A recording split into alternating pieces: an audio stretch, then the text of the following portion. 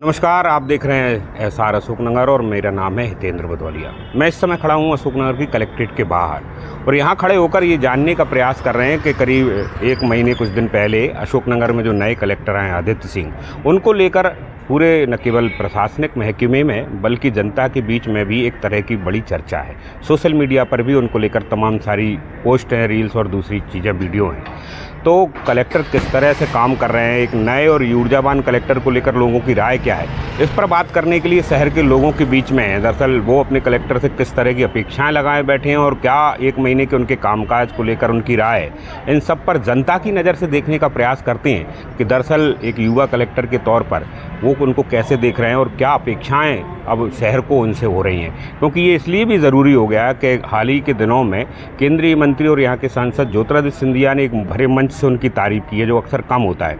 तो राजनेताओं में तारीफ़ हो रही है, जनता के लोग अपनी तरह से बात कर रहे हैं। तो इसी पर एक जनता के बीच में जाकर देखने के प्रयास करते हैं कि दरअसल हकीकत में किस तरह की चीज़ें उनको लेकर। बिज़नेस में एक थ्योरी होती है कि जब आपको कहीं पर मार्केट बनाना होता है ना, तो आप मार्केट को, बिज़नेस को, इंडस्ट्री को डिसरप्ट कर देते हैं। तो इन्होंने भी एक तरीके से वेकअप कॉल दे दिया है पूरी एडमिनिस्ट्रेशन को और हिला दिया है सिस्टम को एक बार। अब ये सिस्टम हिलाने से जो चीज़ें हैं, जो लोग हैं, उनको आत्मज्ञान प्राप्त हो रहा है ज़रा ये कि हमारा काम दरअसल में है क्या।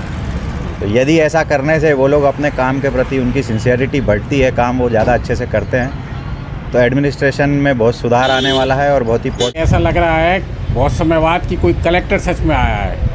इससे पहले तो कलेक्टर एसपी आए तो ऐसा लगता था कि कोई चाचा है, कोई भतीजा है, कोई भैया है। पहली बार ऐसा लग रहा है कि नहीं, कलेक्टर आया है और जिस हिसाब से वो काम कर रहे हैं, हमें लग रहा है कि शहर के हित में और ज़िले के हित में वो काम करेंगे।